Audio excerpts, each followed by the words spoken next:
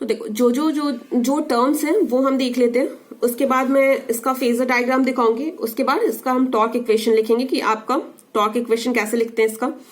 तो देखो V क्या हमारा वोल्टेज, हमने जो सप्लाई वोल्टेज दिया वो है, और आपका लोड करंट क्या है I है, और ये आपका क्या है, ये जो आपका करंट कॉइल के थ्रू जो करंट जो जाएगा, ये करंट कॉइल करंट भी I ही होगा, क्योंकि मैंने आपको पहले वाले वीडियो में बताया था कि जो आपका लोड करंट होता है वहीं आपका करंट क्या होता है, करंट कॉइल के थ्रू भी जाता है। ठीक है, IP आपका क्या हो जाएगा, प्रेशर कॉइल करंट हो जाएगा। डेल्टा क्या हो जाएगा, delta is angle between the voltage और जो आपका प्रेशर कॉइल जो करंट होगा, उन दोनों के बीच में क्या होगा, एंगल होगा डेल्टा। डेल्टा आइडियली कितना होता है, 90 होता है, क्योंकि आपका जो कॉइल होता है वो क्या इंडक्टिव होता है नेचर में, लेकिन उसमें क्या होता है कि प्रैक्टिकली उसमें कुछ रेजिस्टेंस भी होते हैं, तो वो एग्जैक्ट 90 डिग्री नहीं होगा, लेकिन आइडियली वो क्या होता है, 90 डिग्री होता है। ठीक है, यहां तक समझ में आ गया। EP क्या हो जाएगा, ED EMF induced due to आपका मैग्नेटिक फ्लक्स, जो आपका प्रेशर कॉइल के कारण जो मैग्नेटिक फ्लक्स प्रोड्यूस होगा उसके कारण क्या होगा, एक EMF इंड्यूस होगा, उसे हमने क्या कहा है, EEP। ठीक है, वैसे ही जो आपका ये जो करंट कॉइल है उसके कारण जो मैग्नेटिक फ्लक्स जो प्रोड्यूस होगा उसके कारण EMF इंड्यूस होगा, उसे मैंने क्या कहा है आपको, EES। अल्फा क्या हो जाएगा, alpha is the angle between ED currents, जो आपके जो देखो यहाँ पे IEP क्या हो जाएगा, एडी करंट ड्यू टू ये आपका जो प्रेशर कॉइल में जो EMF प्रोड्यूस हो रहा है उसके कारण जो एडी करंट प्रोड्यूस होगा, और जो प्रेशर कॉइल में जो करंट कॉइल में जो एडी EMF प्रोड्यूस हो रहा है उसके कारण जो करंट प्रोड्यूस होगा वो क्या होगा, आपका IES होगा। ठीक है, अब हम फेजर डायग्राम देखेंगे, फेजर डायग्राम से समझेंगे कि कैसे होगा। ये आपका क्या वोल्टेज सप्लाई है। ठीक है, और मैंने जैसे आपको बताया था कि वोल्टेज से आपका क्या होता है, जो प्रेशर कॉइल का जो करंट होगा वो क्या होगा, 90 डिग्री लैग करता है, लेकिन क्या होता है इसमें खुद का कुछ रेजिस्टेंस वगैरह होता है, तो वो क्या हो जाएगा, इससे कुछ एंगल पे लैग करेगा, वो क्या हो जाएगा, डेल्टा। ठीक है, और जो मैग्नेटिक जो फ्लक्स प्रोड्यूस होगा उसके कारण वो भी उसके सेम फेज में होता है। ठीक है, उसके बाद ये आपका क्या हो जाएगा, ये जो आपका ये करंट जो भी करंट है, जो वोल्टेज है उससे आपका करंट लोड करंट क्या होगा, लैग करेगा। ठीक है, क्योंकि लोड भी आपका क्या होता है, इंडक्टिव इन नेचर होता है, तो वो लैग करेगा, और जो करंट लोड करंट का जो करंट होगा वही आपका क्या होगा, जो आपके करंट कॉइल में जो करंट जा रहा है वही करंट होगा, राइट। तो वो भी क्या हो जाएगा, सेम हो जाएगा, और ये आपका क्या हो जाएगा, जो करंट कॉइल के कारण जो भी मैग्नेटिक फ्लक्स प्रोड्यूस होगा वो आपका phi S हो जाएगा। तो यही तो आपका ये भी है, IS भी तो यही है, जो आपके करंट कॉइल के कारण जो करंट प्रोड्यूस हो रहा है वही क्या है, I है। तो वो क्या हो जाएगा, दोनों सेम फेज में हो जाएंगे। और जो आपका वोल्टेज जो आपके प्रेशर कॉइल के कारण जो वोल्टेज प्रोड्यूस होगा वो क्या है आपका, वो क्या है, EEP, राइट। और जो करंट कॉइल के कारण जो वोल्टेज प्रोड्यूस होगा वो क्या है, EES। तो ये क्या होंगे, दोनों आपके करंट से 90 डिग्री लैग करेंगे, तो phi S और EES के बीच में क्या एंगल कितना होगा, 90 डिग्री। IP और IEP के बीच में कितना होगा एंगल, 90 डिग्री। ठीक है, और देखो करंट और जो आपका EMF एडी करंट और एडी EMF जो प्रोड्यूस होगा, इन दोनों के बीच में एंगल कितना होगा, phi। मैंने आपको बताया था कि जो phi एंगल क्या होता है, एडी करंट और एडी EMF के बीच का जो एंगल होता है वो क्या होता है, phi होता है। तो यहां तक समझ में आ गया, ये हो गया। उसके बाद देखेंगे हम टॉर्क इक्वेशन इससे कैसे लिखेंगे। देखो, जो आपका प्रेशर कॉइल के कारण जो फ्लक्स प्रोड्यूस हुआ है और आपका जो करंट, आपके जो करंट कॉइल में जो भी एडी करंट जो प्रोड्यूस हुआ है उसके कारण क्या होगा, इन दोनों के बीच में जब इंटरेक्शन होगा तो उसके कारण क्या होगा, टॉर्क प्रोड्यूस होगा, राइट।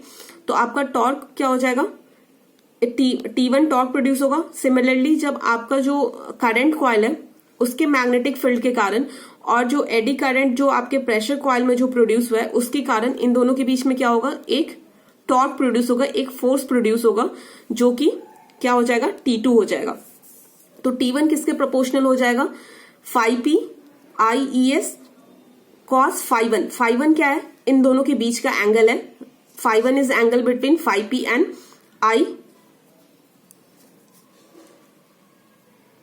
आई ई एस हो जाएगा, ठीक है। वैसे ही क्या हो जाएगा, टॉक टू क्या हो जाएगा, phi S I E P cos alpha two क्या हो जाएगा, फाई एस और आई ई पी के बीच का एंगल हो जाएगा, ठीक है। तो अब ये देखना होगा कि जो आपका फाई वन और फाई टू है, इन दोनों के बीच का एंगल कितना होगा, ठीक है। देखो अब मुझे किसके बीच का एंगल चाहिए था, फाई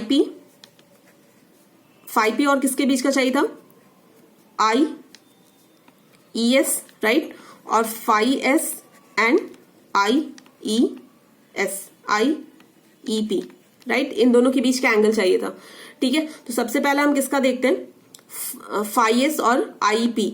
फाई एस कहां पे, फाई यहां पे, फाई एस यहां पे, और आई पी कहां पे, आई पी यहां पे। तो ये यहां से लेके यहां तक का एंगल, राइट।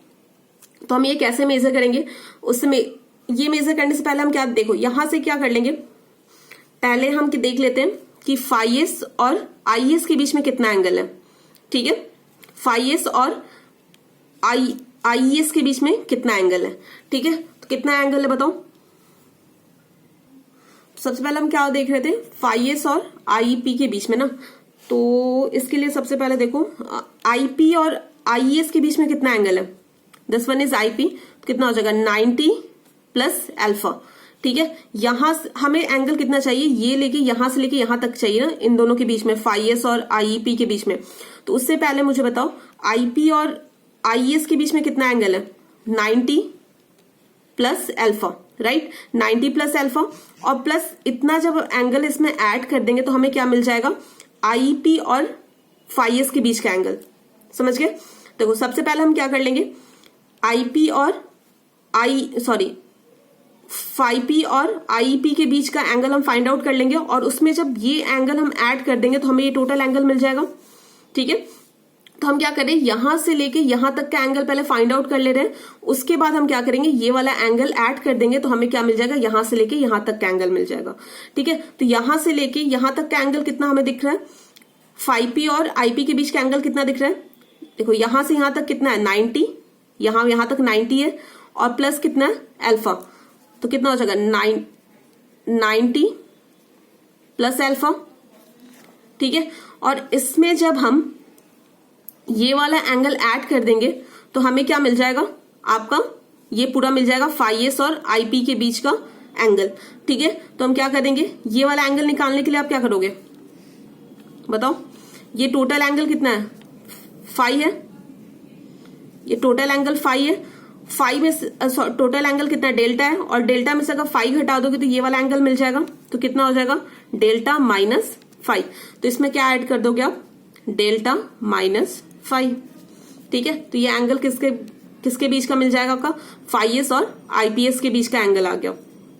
अब हमें किसका देखना है, फाई पी और आईईएस के बीच का एंगल, ठीक है। सॉरी, फाई पी और आईईएस के बीच का एंगल आप कैसे देखोगे, तो फाई पी और आईईएस के बीच का एंगल देखने से पहले आप क्या देखो, आईईएस और फाई एस के बीच का एंगल कितना हो जाएगा, फाई 90 प्लस अल्फा,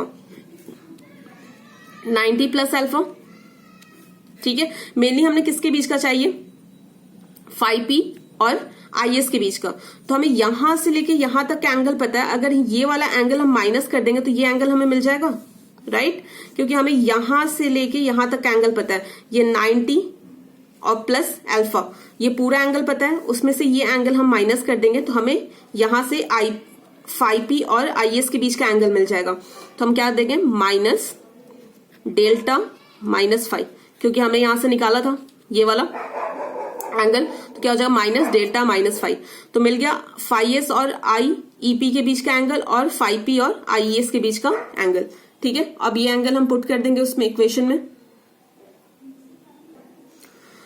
तो आपका जो नेट डिफ्लेक्टिंग टॉर्क होगा वो क्या हो जाएगा, अगर दोनों अपोजिट हुए तो क्या हो जाएगा, किसके प्रोपोर्शनल होगा, T1 माइनस T2, ठीक है। तो आपका डिफ्लेक्टिंग टॉर्क क्या हो जाएगा, डिफ्लेक्टिंग टॉर्क फाई आपका T1 कितना था, फाई पी आईएस कॉस, हमने इन दोनों के बीच का एंगल कितना निकाला था, जो भी फाई 1 निकाला था 90 plus alpha minus delta plus five minus T2 कितना था आपका 5s IP cos 90 plus 5 plus delta minus 5, इन दोनों के बीच का एंगल इतना निकाला था। ठीक है, और जो आपका मैग्नेटिक फ्लक्स प्रोड्यूस होता है वो किसके प्रोपोर्शनल होता है, वोल्टेज के प्रोपोर्शनल होता है। ठीक है, प्रेशर कॉइल में जो मैग्नेटिक फील्ड प्रोड्यूस होगा वो किसके प्रोपोर्शनल होगा, V के प्रोपोर्शनल होगा, और करंट कॉइल में मैग्नेटिक फील्ड किसके प्रोपोर्शनल होगा, I के प्रोपोर्शनल होगा। क्योंकि जो मैग्नेटिक फील्ड प्रोड्यूस होता है वो क्या होता है, लोड करंट के कारण प्रोड्यूस होता है, और जो आपका वोल्टेज कॉइल में जो मैग्नेटिक फील्ड प्रोड्यूस होता है वो किसके कारण प्रोड्यूस होता है, प्रेशर कॉइल के कारण। ठीक है, तो IES किसके प्रोपोर्शनल हो जाएगा, आपका करंट के मतलब I के ही प्रोपोर्शनल होगा, राइट, क्योंकि ये क्या होगा, आपके करंट कॉइल का करंट है, एडी करंट है, तो किसके प्रोपोर्शनल होगा, I के प्रोपोर्शनल होगा, और IP किसके प्रोपोर्शनल हो जाएगा, आपके वोल्टेज के प्रोपोर्शनल होगा। ठीक है, तो आप सब्स्टिट्यूट कर दो, TD क्या हो जाएगा आपका 5P की जगह आपके 5P किसके प्रोपोर्शनल है, आपके V के, तो V लिख दिया। IES किसके प्रोपोर्शनल है, आपके I के, तो I लिख दिया, एज इट इज लिख दिया। ठीक है, सिमिलरली ये भी क्या, VS किसके प्रोपोर्शनल है, I के प्रोपोर्शनल है, और IEP किसके प्रोपोर्शनल है, V के प्रोपोर्शनल है। तो यहां से कॉमन ले लिया तो क्या आ जाएगा आपका, ये पूरा आ जाएगा टर्म। ठीक है, इसे टेक्नोमेट्रिक इक्वेशन पे तो जब इसे ब्रेक करोगे तो कितना आ जाएगा आपका, ठीक है, तो ये कितना आ जाएगा 2VI cos alpha sine delta minus 5। ठीक है, तो जब इसे आप सॉल्व करोगे ना तो कितना आ जाएगा आपका, TD किसके 2 क्या है, कांस्टेंट है, तो इसे हटा लोगे, और ये cos 5 भी क्या है, ये भी कांस्टेंट है, क्योंकि आपका जो फाई एंगल होता है वो कांस्टेंट होता है, फाई अल्फा जो होता है वो क्या होता है, कांस्टेंट होता है। तो इन दोनों को हटा दोगे तो TD किसके प्रोपोर्शनल हो जाएगा, VI साइन डेल्टा माइनस 5। तो इस प्रोपोर्शनैलिटी कांस्टेंट को हटाने के लिए हमने क्या लिख दिया, KD लिख दिया, तो TD क्या हो जाएगा, KD VI sine delta minus 5। ये पहला इक्वेशन आ गया। और हमें पता है कि जो आपका डेल्टा होता है ना, आइडियली कितना होता है, 90 डिग्री होता है। अगर आपका आइडियल का केस, ये हमने प्रैक्टिकल केस लिया था, अगर आइडियल केस लो तो क्या हो जाएगा, साइन 90 माइनस 5 क्या हो जाएगा, cos 5। तो ये आपका क्या है, प्रैक्टिकली है, और दिस वन इज आइडियली। ठीक है, ये दो इक्वेशन है आपके न्यूमेरिकल्स में काम आते हैं। तो ये दो इक्वेशंस हो गए। अगर प्रैक्टिकली दिया तो आपको डेल्टा की वैल्यू लेनी पड़ेगी, और आइडियली दे रखा है तो आप डेल्टा की वैल्यू क्या ले लोगे, 90 ले लोगे। ठीक है, समझ में आ गया। और देखो, जो आपका ब्रेकिंग टॉर्क होता है वो किसके प्रोपोर्शनल होता है, आपके braking torque is proportional to speed.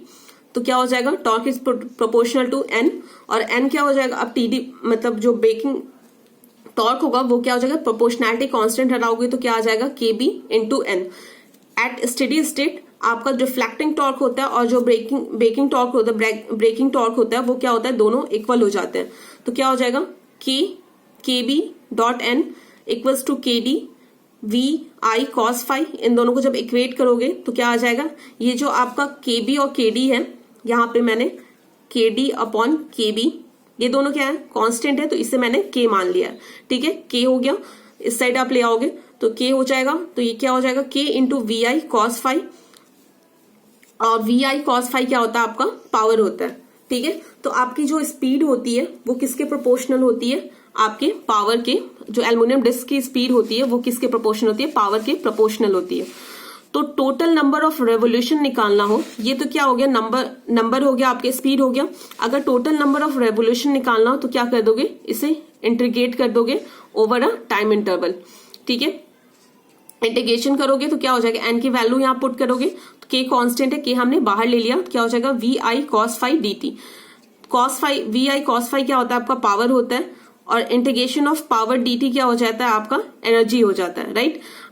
वहीं अगर आपको एनर्जी निकालना हो, आपको नंबर ऑफ रेवोल्यूशन दे रखा हो, तो एनर्जी क्या हो जाएगा, आपका एनर्जी क्या लिख दोगे आप, नंबर ऑफ मतलब n अपॉन k, इस क्या आ जाएगा, किलोवाट आवर में आ जाएगा। ठीक है, रीडिंग आ जाएगी।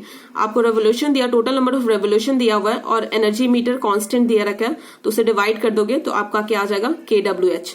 तो ये आपका था टॉर्क इक्वेशन आपके एनर्जी मीटर का। ठीक है, तो सिंगल फेज यहाँ पे खत्म होता है, 3 फेज में कुछ नहीं है। तो ये आपका क्या था, single phase induction type, single phase induction type energy meter और वॉट मीटर, वॉट आवर। ठीक है, वॉट आवर मीटर।